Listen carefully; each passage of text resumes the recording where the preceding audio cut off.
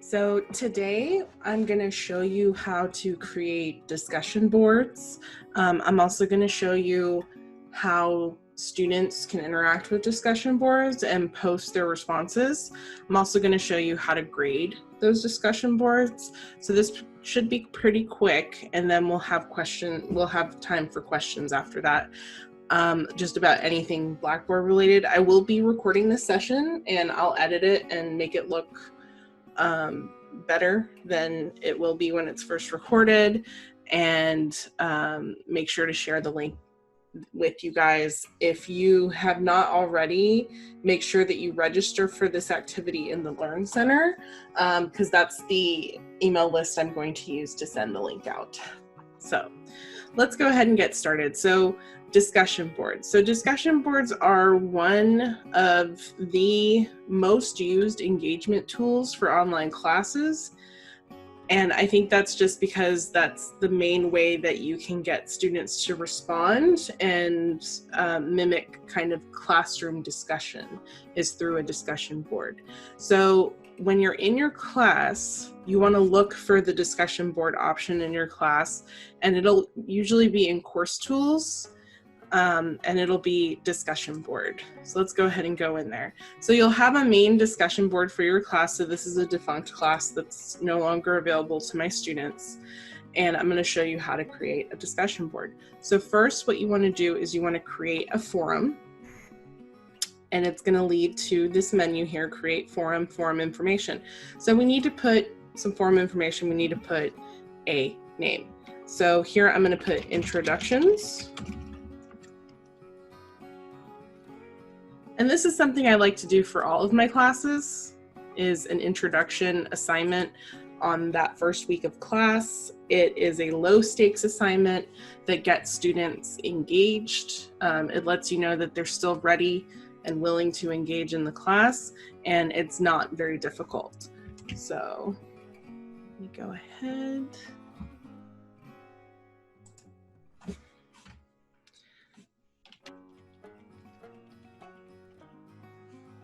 And this also helps your students kind of get to know each other in the class, get to know you as the instructor.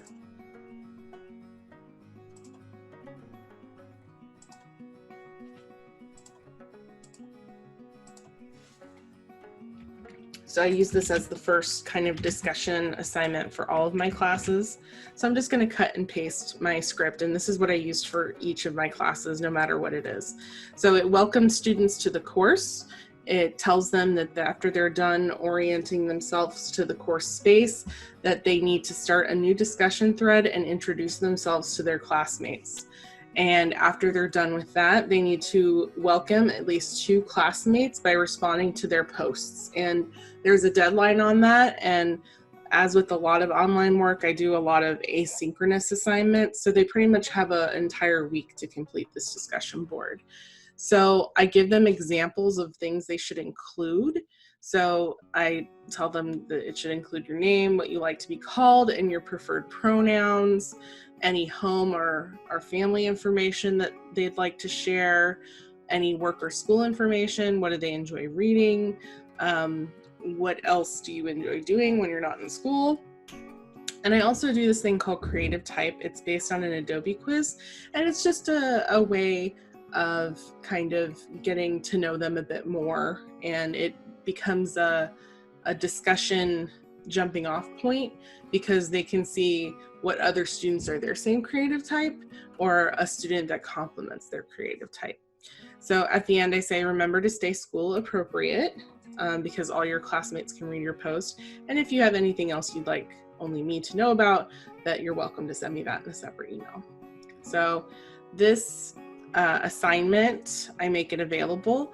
You can also, when you're creating a discussion board, you can enter date and time restrictions. So if you only wanted to display after a certain date, you can put that in there. You can also make it display until a certain date, and then it will disappear from the student's view, not your view. You'll always be able to see it. It'll just be grayed out, and that will let you know that only you can see it and not your students. So viewing threads replies, these are your forum settings. So you want standard view and you want to grade your discussion forum. If you do want to grade your discussion forum, this is where you would click that option. So you usually want to make your points possible 100. And you have the option here to show participants in needs grading status after every one post. So there's an option when you're grading, you have your full grade book, and then you have needs grading. And that is the area where things that need to be graded go. So after every one post that a student posts to this discussion board, it will show up under needs grading. You can also add a due date. This can be particularly helpful whenever it comes to the student's calendar, because this will show up in the student's calendar when it is due. So I'll usually do the date that it's due and then give them until the end of the day. So that's 11:59 p.m. You can also add a rubric. Let me go ahead and click select rubric. I have several rubrics that I've created. So I have a discussion rubric here. I'm going to click it and open it. So this is my rubric for discussions. They need to have a thesis statement or an argument of some kind, and that's worth 25%. They need to have some quotes to back up that thesis statement. They need some analysis, and then also they need to be using proper grammar, spelling, and punctuation. And so I have all of that here. I'm not going to go over how to create rubrics because I cover that in a different training on grading. So you can definitely join me for that. So I'm going to close this and say I want to use this rubric. So I'm going to click here, and then there it is, hiding down here, my submit button.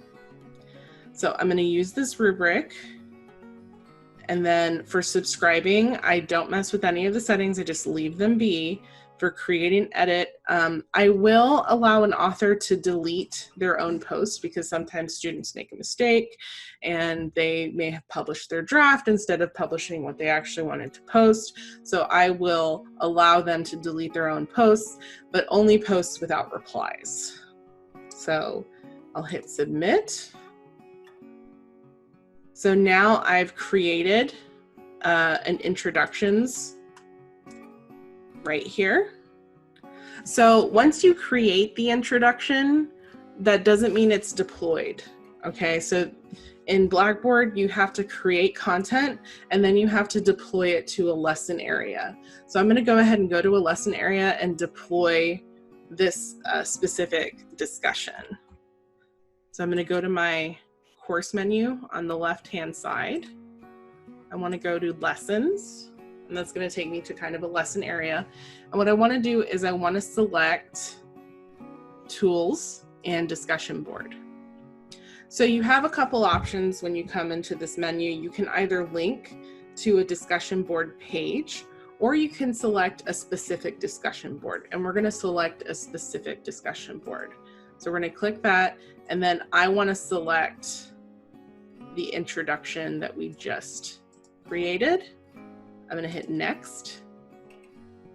Now it's going to pop up with, this is the link to your discussion board, and this is how it's going to show up in that lesson area. So what I will do is I will just copy and paste the text again here into the link so students can see it and it's consistent. You also have the option of making it available to students or not. You can also track the number of views, and you can also do date restrictions. And I would say make sure that you keep track of those date restrictions, because you can kind of get into a muddle if you have certain date restrictions on the discussion board itself, and then you have different date restrictions on the link to the discussion board. So it can get kind of confusing for students and for you. So I'm going to go ahead and click submit here, and it'll say success, introductions created, and I'll scroll all the way down, and now this is where our introductions are. So for this next step, I'm going to show you how your students are going to interact with this discussion board.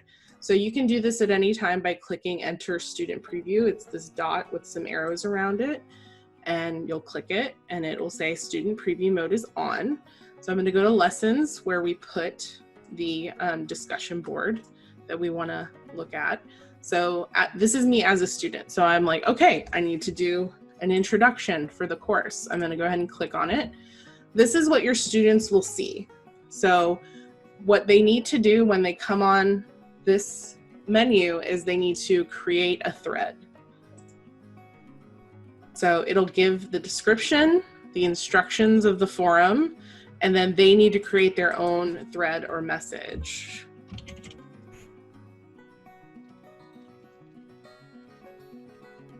I'm just going to give a very short post. They also have the option to attach files from their computer, and they have the option to also insert/edit an image. And this can be really helpful if you want students to share pictures of themselves or their pets or doing something that they enjoy as part of their introduction. So I'm going to go ahead and hit submit. And now, as you can see, this is my post here. This is me as a preview user. So that's how your students are going to interact with your discussion post or your discussion forum. I'm going to go ahead and exit the preview because next I want to show you how to grade discussion forum posts. So I'm going to hit exit preview, and I want to keep my preview user and my data. Usually you'll say delete because you don't want that extra data kind of hanging around in your gradebook. But for this, I'm going to keep it because I don't have any active students in this course, and I want to show you what it looks like to grade a discussion board response. So we're going to hit continue. We're going to keep that data, let it load. So now what we want to go to is on your left-hand menu, we want to go to needs grading. So remember, whenever we set up the discussion board, we set up that if a student puts one post, it's going to show up as needs grading. This is where it's going to show up.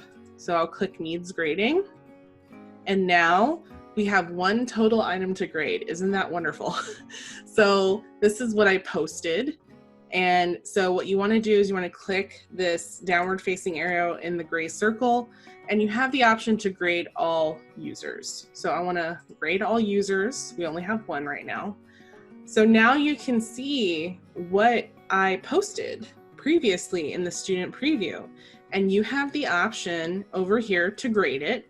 You also have the option to grade by rubric. So you can click on your discussion rubric and select, certain categories if you wish, and it'll give you a raw total. And at the end of the rubric, if you're happy with this grades, because the student didn't actually do the assignment, so you are well within your rights to fail them. So you can hit save rubric, and that will actually save your grade. And you have the option also to give feedback to the learner. So follow instructions. And you can give them the option to please try again. And once they try again, it should show up in your needs grading, or you can go directly to the gradebook and look at their progress. So once you're completely happy with your feedback and your grade that you've given the person, you want to hit submit, and it'll show 0 total items to grade. And then you should be able to go to the full grade center, and we're going to try to find our person or our user. So here we go. This is the user that we had. So we can go all the way to the end of the grade book,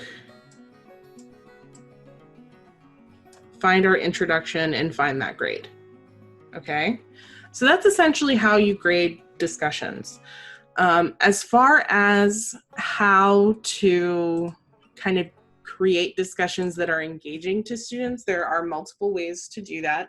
So with the introduction, you see that I give them very clear instructions about how they are to respond to the prompt.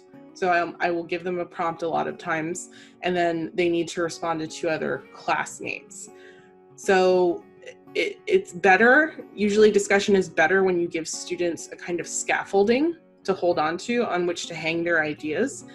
I also like to use discussion boards for students to explore ideas in the class. So this class was about the Gothic genre. So I asked for them to define what the Gothic was before they started the class. And a lot of them were like, you know, the people who shop at Hot Topic and who are into like black metal music and stuff like that.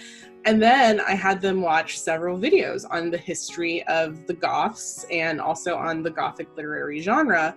And then I asked them to come back to the discussion and reply to your original post and discuss how their definition changed, if at all. And a lot of it was really surprising because they said, oh, well, I wasn't that far off. It just turns out that the Gothic is a bigger thing. It's also about, you know, architecture, and it's not just about music, it's about an aesthetic, and it's a literary movement.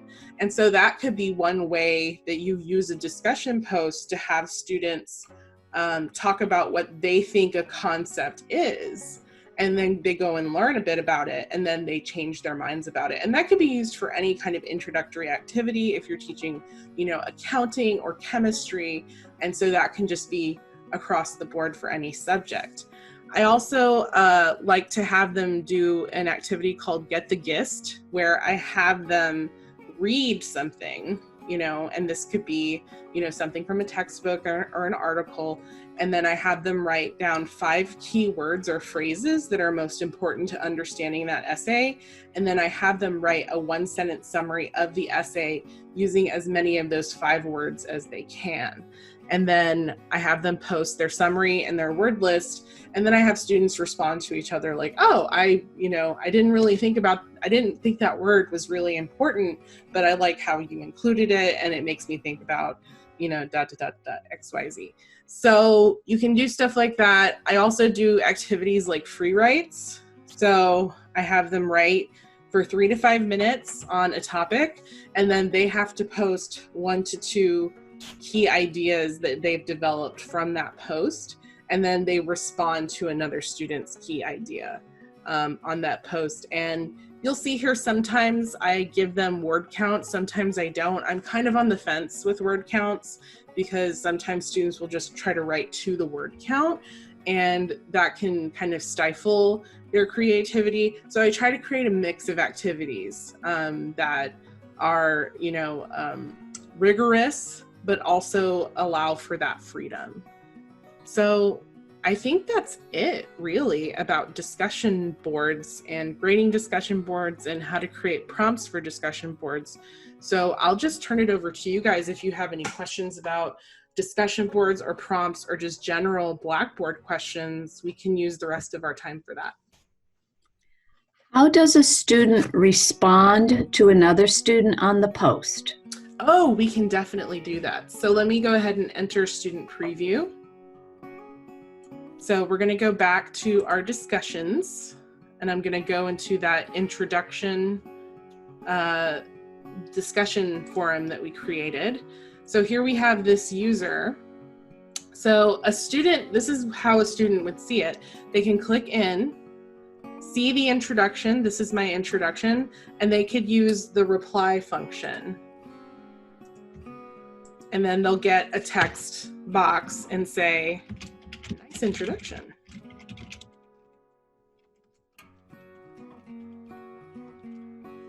And they also have the option to add pictures and stuff like that with this text editor, and they can hit submit. And once they do that, it'll say RE, this is my introduction. So this is how they would reply, essentially. And now if we exit this, we can keep this user data here. If we go to grade it again, let's see if it pops up in needs grading. It'll pop up again in needs grading, and we can grade all users.